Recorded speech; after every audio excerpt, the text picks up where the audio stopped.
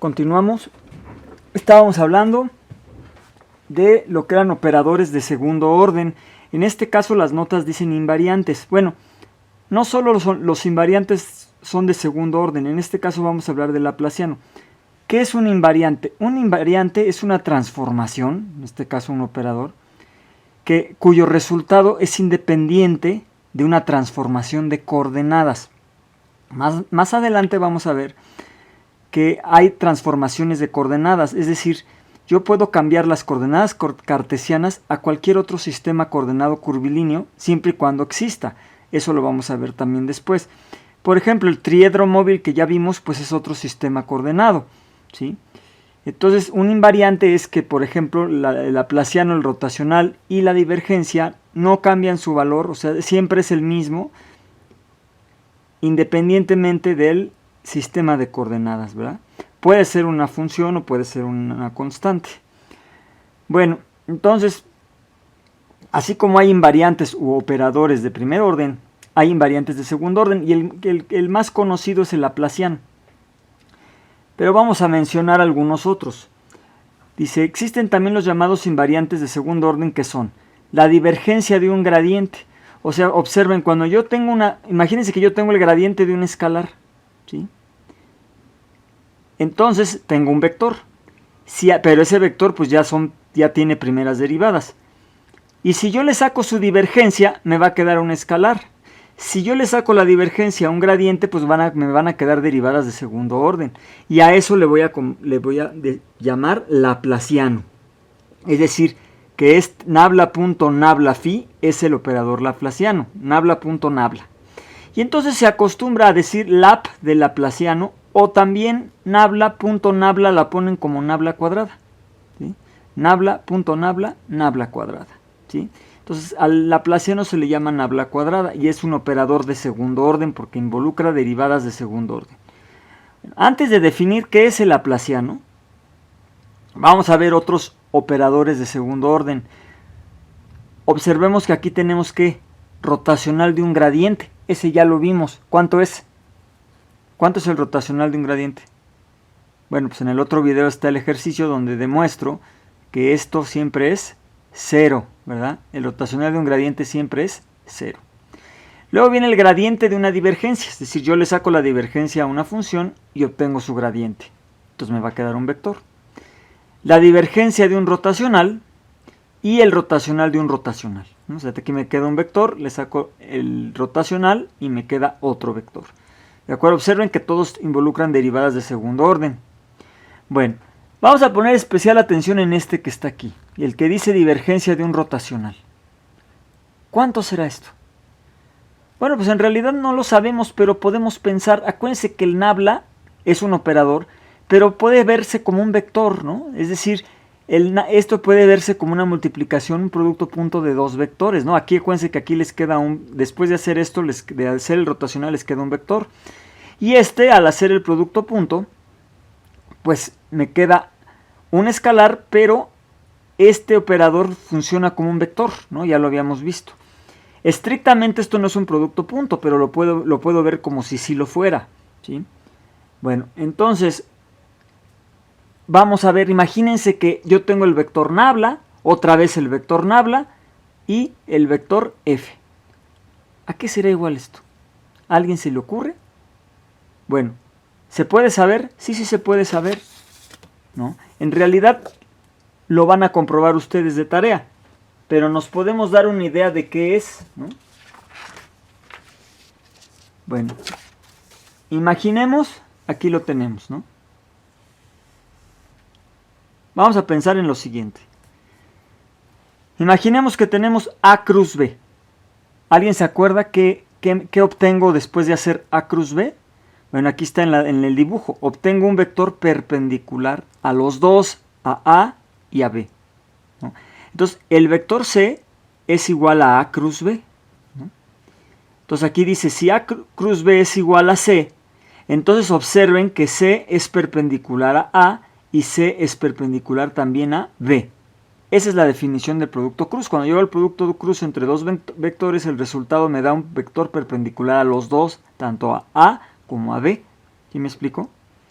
Y esto quiere decir que A punto C pues debe ser 0, ¿verdad? Porque si este es A y C es un vector perpendicular, ¿cuánto es el producto punto entre dos vectores perpendiculares? Pues es 0. ¿Sí? Entonces repito, si C es igual a A cruz B, entonces esto implica que C es perpendicular a A, y entonces A punto C va a ser 0. Bueno, ahora imaginemos que A es nabla, el operador nabla, y B es F. Y entonces vamos a calcular esto, ¿no? El divergencia de un rotacional. ¿Cuánto me dará? Bueno, ustedes lo van a calcular, tarea moral, calcúlenlo, pero ¿cuánto les daría? ¿Cuánto creen que les daría? Bueno, pues si hacemos la analogía que nabla es un vector, entonces imagínense que ahora A es nabla y B es F. Entonces este sería nabla y este sería F. Entonces el rotacional, nabla cruz F, me daría, en teoría, supuestamente, un vector perpendicular a los dos, ¿verdad? Y entonces, ¿qué pasa si yo le saco el producto punto ahora otra vez contra este mismo vector? Pues me va a dar 0 porque es lo que está aquí, ¿verdad? O sea, imagínense que ahora A es nabla y B es F. Y este pues va a ser nabla cruz F. Entonces, nabla punto nabla cruz F, pues según la teoría de vectores, debería de dar 0. Entonces compruebe. Ahora, estrictamente no es un producto punto, porque ni un producto cruz, porque el nabla no es un vector ordinario, es un operador. Pero si lo veo como vector, pues puedo presumir o puedo suponer que esto es 0, por esta teoría que acabo de explicar. Entonces, tarea moral, comprueben que sí da, comprueben que esto es 0. Saquen el rotacional de una función, f, cualquiera, pónganle f1, 2, f2, perdón, f1, f2, f3, etcétera, y saquen su rotacional. Y después saquen la divergencia. Y les tiene que dar 0, van a ver que sí les da 0. ¿Sí? Entonces, sin necesidad de hacer el cálculo, si yo lo veo como vectores, pues puedo saber, por teoría de vectores, pues que esto es 0. ¿De acuerdo? Bueno, entonces, vamos a seguir con el laplaciano. Y entonces ahora vamos a definir el laplaciano. ¿Cómo se calcula el laplaciano? Bueno, vamos a primero pensar en el gradiente de un escalar phi, ¿no? Entonces, imagínense que f es el gradiente de un campo escalar. Así, phi, ¿verdad? Entonces, ahora f es nabla phi. Muy bien.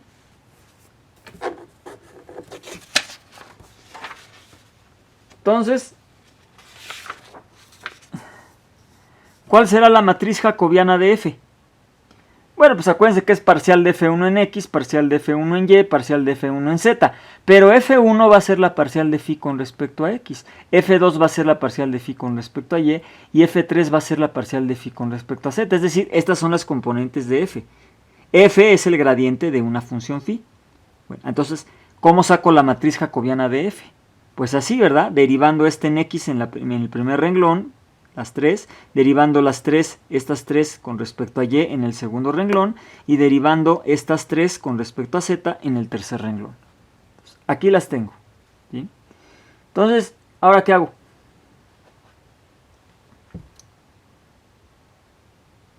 Bueno, pues ahora lo que voy a hacer es sacar la divergencia de f. Acuérdense que el laplaciano es la divergencia de un gradiente. Entonces ahora voy a sacar la divergencia de f.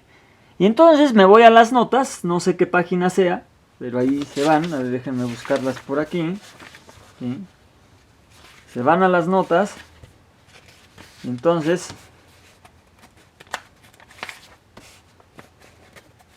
aproximadamente, a ver si lo encuentro, en la página 55 de las notas, donde se define la divergencia, me dice que si yo tengo la matriz jacobiana de una función, la divergencia es ¿qué? La traza de la matriz, ¿de acuerdo? Entonces, si yo le quiero sacar la divergencia a esto, acuérdense que el laplaciano es divergencia de un gradiente, si yo le quiero sacar la divergencia a esta función, ya tengo la matriz jacobiana de la función, pues la divergencia va a ser la traza. Entonces, si yo saco la traza, ¿qué me queda? Segunda en x de phi más segunda en y de phi más segunda en z de phi. Y entonces esto es la definición de laplaciano. Si yo tengo, perdón aquí por si no se vio, ¿no? Aquí de la matriz, A ver acá. Entonces sería esta más esta más esta, me queda esto, ¿no? Entonces saco la segunda derivada de phi con respecto a x cuadrada, más la segunda derivada de phi con respecto a y cuadrada, más la segunda derivada de phi con respecto a z cuadrada. Y este operador, el nabla cuadrada, se le llama laplaciano, ¿sí? Bueno, entonces, ya sabemos que cuando las parciales son mixtas y son continuas, los elementos simétricos de la diagonal principal son iguales y por lo tanto el rotacional de f es nulo. Acuérdense que si yo quiero sacar el rotacional de esto, pues era este menos este menos este en j más este menos este en k. Y eso era el rotacional de un gradiente, ¿están de acuerdo? Entonces eso ya lo sabemos. Observen esta, si estas dos son iguales, esta menos este es 0. Si estas dos son iguales, esta menos este es 0. Y si estas dos son iguales, esta menos este es 0. Es decir, estoy aplicando el concepto de rotacional, pero ahora a esta matriz, ¿no? Acuérdense que se jugaba con los elementos que no están en la diagonal, ¿sí? Bueno, entonces, pues ya sabíamos, aquí se ve una vez más que el rotacional de un gradiente es 0. Bueno, cuando el laplaciano es 0, es decir, cuando nabla cuadrada phi es 0, se dice que phi es una función armónica. Entonces ya tenemos otro concepto. Función armónica, laplaciano 0. Teníamos campo conservativo, rotacional 0, campo solenoidal, divergencia 0. ¿Estamos de acuerdo? Bueno, miren, Laplace estudió Laplace, me parece que era francés, estudió los problemas de transferencia de calor en estado estacionario cuando no dependían del tiempo. Y entonces encontró esta ecuación donde phi era la temperatura y cuando no dependía del tiempo esto era igual a 0, ¿sí? Y entonces el calor se comporta como una función senoidal, ¿sí? Se llama, y es como una función armónica, no es el movimiento armónico simple, como si fuera una función senoidal, y por eso es que el laplaciano cuando es 0 se le llama función armónica, porque coincide con ese comportamiento. Ahora, no solamente el laplaciano se aplica en problemas de transferencia de calor, pero de ahí surgió el nombre, ¿de acuerdo? Entonces, pues este se llama la función de Laplace. Cuando esto está igualado a 0, se le llama cuando esto está igualado a 0, se le llama ecuación de Laplace para la temperatura. Y al operador, pues se le llamó laplaciano en honor a Laplace, ¿de acuerdo? Bueno, entonces,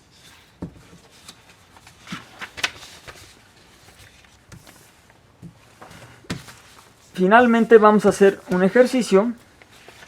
Me voy a saltar tantito el ejercicio para terminar la teoría, nada más. Y vamos a ver. Dice, a esta expresión, me voy a saltar ahorita, dice tarea, pero es un ejercicio que vamos a hacer ahorita. A esta expresión se le llama ecuación de Laplace, como ya dijimos.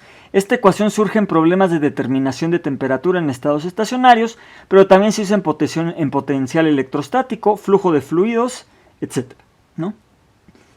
Resulta que en mecánica de fluidos los términos que dependen de la fricción, que es más bien que son los términos viscosos, están acompañados por un laplaciano, ¿no? Los que estudien esa parte de dinámica de fluidos lo van a ver. Lo demás pues lo pueden leer por ahí, ¿no? En un libro. Bueno, el operador nabla cuadrada se aplica a un escalar, pero ¿lo puedo aplicar a un vector? Sí, lo pueden aplicar a un vector, pero ¿cómo le van a hacer? Van a aplicar a cada, imagínense que el vector tiene n componentes, entonces a cada componente del vector le van a aplicar el laplaciano, ¿de acuerdo? Acuérdense que les va a quedar el laplaciano de escalar es un escalar, entonces aquí les queda de la primera componente les quedaría el escalar, que es el laplaciano de f1, la segunda el laplaciano de f2, etcétera, etcétera, ¿no? Entonces sí se le puede aplicar a un vector, pero aplicándole el laplaciano a cada una de sus componentes. Bueno, y por ahí hay una identidad que no vamos a demostrar ni vamos a profundizar mucho, pero miren, aquí los 4 operadores que ya vimos, gradiente, laplaciano y divergencia, se relacionan por esta identidad. Observen, es el rotacional de un rotacional, que hace rato yo dije que no le iba a dar importancia. Bueno, pues ahora sí, el rotacional de un rotacional, fíjense, es el gradiente de la divergencia de f menos el laplaciano de f. Si alguien gusta, compruebe, para ejercicio de álgebra, compruebe esta expresión, ¿no? Póngale f igual a f1, f2, f3 y primero haga esto y luego haga esto y vean que son iguales, ¿no? Bueno, entonces finalmente para terminar con este tema de operadores vectoriales, dice tarea, no va a ser tarea, va a ser ejercicio de, en este caso de ahorita, ¿no? Iba a decir de clase, pero bueno, de ahorita. Pruebe que la función 1 entre el módulo de R, en donde el módulo de R es esto, acuérdense que R es el vector de posición de cualquier punto en el espacio, entonces su módulo es este. Compruebe que esta función es una función armónica, obviamente para R diferente de 0. Entonces, ¿qué hay que hacer? Hay que sacar el laplaciano de 1 entre esta función. ¿De acuerdo? Bueno, entonces esto aquí lo traigo por aquí rápidamente. Entonces observen. Vamos a comprobar que esta función es armónica. R es raíz de x cuadrada más y cuadrada más z cuadrada. Bueno, entonces el laplaciano es la segunda derivada de phi con respecto a x cuadrada más la segunda derivada de phi con respecto a y cuadrada más la segunda derivada de phi con respecto a z cuadrada. Bueno, entonces vamos a derivar, fíjense, nada más voy a sacar la derivada con respecto a x, y después las otras van a ser muy similares, van a ver, ¿no? En lugar de x va a decir y, y en lugar de x va a decir z, para esta y para esta respectivamente, ¿no? Bueno, entonces vamos a sacar la de x, que es el procedimiento algebraico que vamos a mostrar detalladamente. Entonces, me queda esta por la derivada de esta, menos, por eso está el signo menos aquí, un medio, que es la derivada de esta raíz, por la función que está dentro, elevada a la menos un medio, esta es la derivada de la raíz, por la derivada de lo que está dentro con respecto a x. Si fuera con respecto a y, pues aquí sería y. Si fuera con respecto a z, pues aquí sería z. ¿Sí se entiende?